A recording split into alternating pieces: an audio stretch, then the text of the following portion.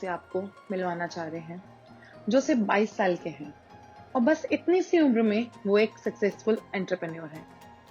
इनका सफर महज 18 साल की उम्र में शुरू हुआ था, जिस उम्र में बहुत से यंगस्टर ये भी नहीं सोच पाते कि वो आगे किस फील्ड में अपना करियर बनाना चाहते हैं। So let's meet with this young influencer who always loves to do things out of the box, Mr. Tarang Arora.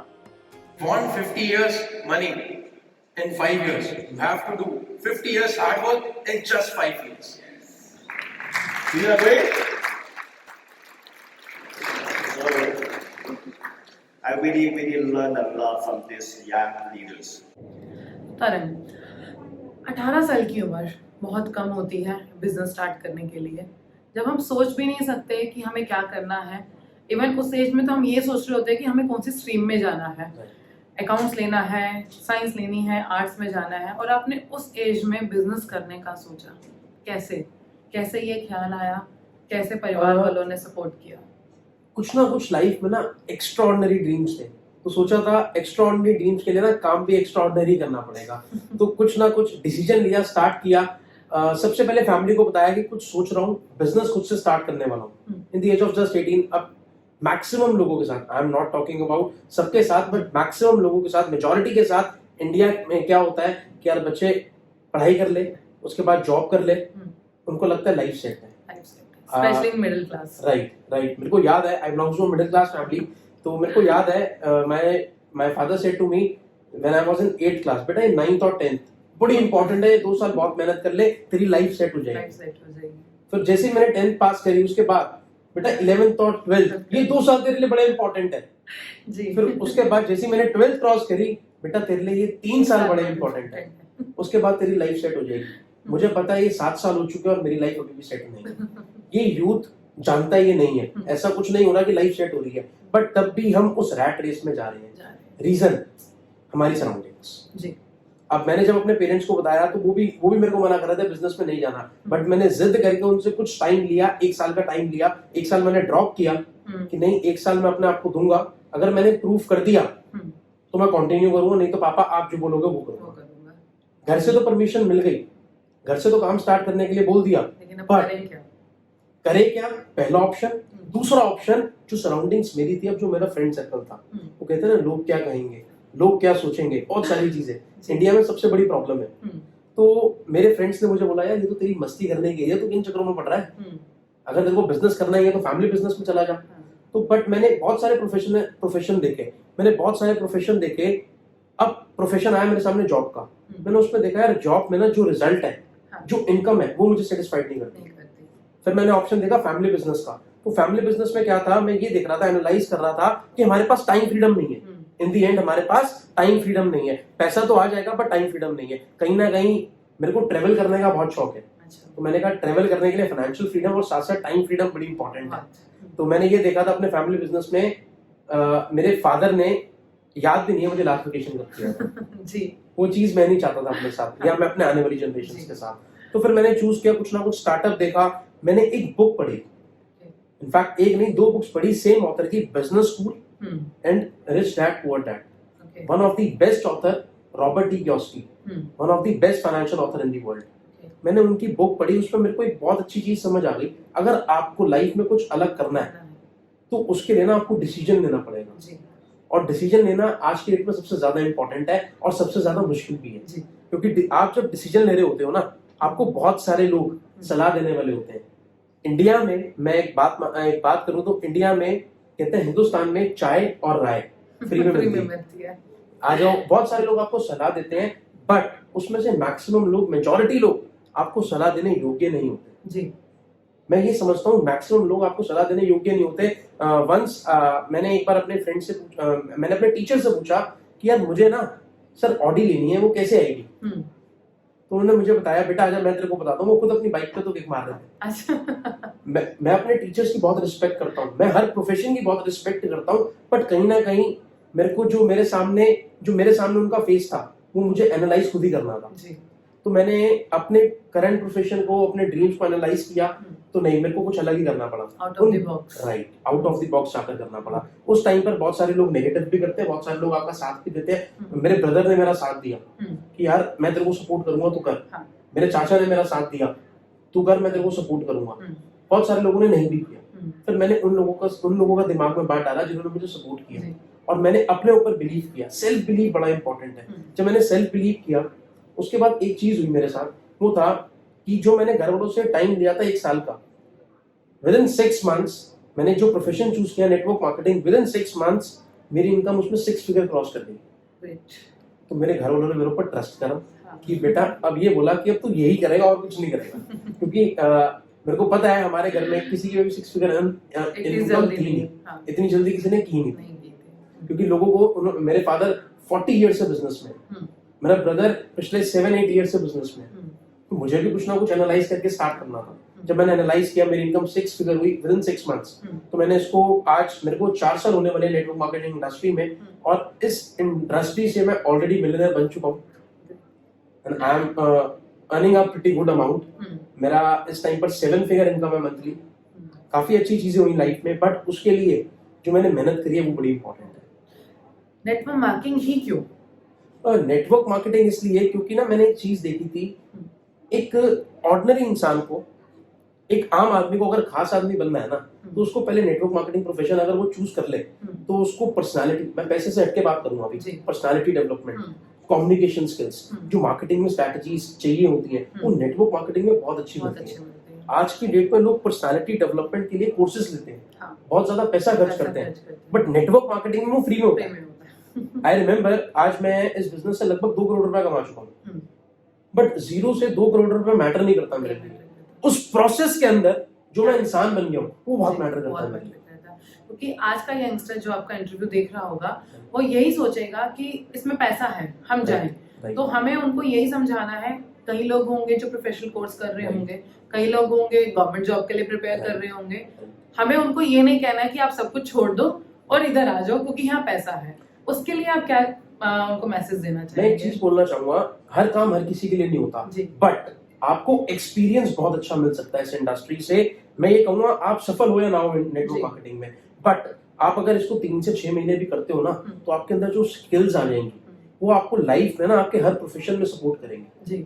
और नेटवर्क मार्केटिंग में अगर आप आगे बढ़ते हो, तो अनडाउटेडली ये one of the best industry है। I am not saying best, one of the best industry है अपने आप को प्रूव करने के लिए। आपको आउट ऑफ द बॉक्स अगर जाके आप कुछ करते हो, तो उसके बाद आप अपने आप को प्रूव करते हो, तो बहुत सारे लोग आपको आज सपोर्ट करते हैं। अब बहुत सारे लोग पहले मुझे मना करते थे, आज वो मेरे साथ ज्वाइन करना चाहते हैं, आज वो मेरे साथ बिजनेस स्टार्ट करना चाहते हैं। तो उसका रीजन ये है, मैंने अपने आप को प्रूव किया, और मोस्ट इंपॉर्टेंट, मैंने अपने आप को इम्प्रूव किया, इसलिए मैं प्रूव कर पाया।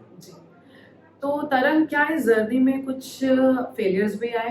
अगर आए तो उन फेलियर्स को ओवरकम कैसे किया आपने? देखो, एक चीज मैं हमेशा बोलता हूँ, प्रॉब्लम्स आना, फेलियर्स आना is a part of life, but उन प्रॉब्लम्स को, उन फेलियर्स को ओवरकम करना is an art of life. तो ये आर्ट भी मैंने नेटवर्क मार्केटिंग इंडस्ट्री से ही सीखी है, क्योंकि कई बार हम डिमोटिवेट हो जाते हैं बहुत ज्यादा।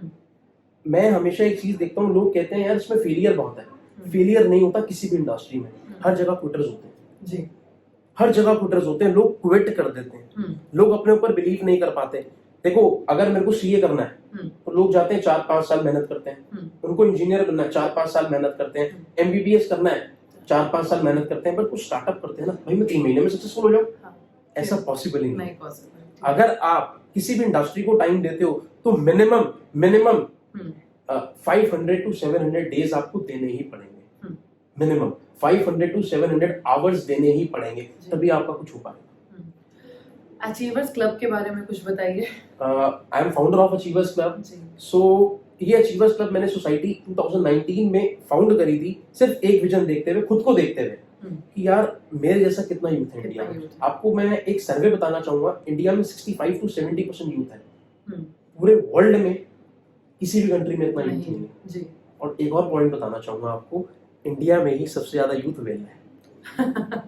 दूसरा जी, तो ये चीज मैं नहीं चाहता था। मैं चाहता हूँ लोग एंटरप्रेन्योरशिप की तरफ जाएं, क्योंकि हम अचीवर्स क्लब में लोगों को विजन दिखाते हैं, हम उन लोगों को डायरेक्शन देते हैं एंटरप्रेन्योरशिप की तरफ जाना। और इतनी कम एज में अगर आप एंटरप्रेन्योर बनते हो तो सच में आप लोगों की वैल्यू भी होगी। मैंने कितने एंटरप्रेन्योर्स देखे हैं यार, अभी इंडिया के बहुत सारे ऐसे लोग हैं जो एंटरप्रेन्योर रियल एस्टेट इंडस्ट्री में है, नेटवर्क मार्केटिंग इंडस्ट्री में है और डायरेक्ट सेलिंग बहुत सारी इंडस्ट्रीज में है। क्रिप्टो करेंसीज आजकल काफी चल रहा है, तो कुछ ना कुछ बहुत सारी चीजों में लोग इन्वॉल्व हो रहे हैं, लोगों का इंटरेस्ट बिल्ड हो रहा है। इनफैक्ट हमारी गवर्नमेंट भी प्रमोट कर रही है नेटवर्क मार्केटिंग इंडस्ट्रीज, एंटरप्रेन्योरशिप। हमारी गवर्नमेंट प्रमोट कर रही है और बच्चों को कॉलेजेस में सिखाया जा रहा है। पहले बच्चे बोलते थे हम इंजीनियर बनेंगे, हम सीए बनेंगे, हम डॉक्टर बनेंगे, बट वो दिन दूर नहीं है जब बच्चा बोलेगा मैं एक डिजिटल एंटरप्रेन्योर बनूंगा। वो दिन पास आ चुका है जी, होपफुली। और कोविड टाइम ने तो हमें बहुत कुछ सिखा दिया है। बहुत कुछ सिखा दिया है। कोविड की बात आपने छेड़ी है तो यही पूछते हैं कि कोविड के टाइम में आपको क्या नई चीजें सीखने को मिली है?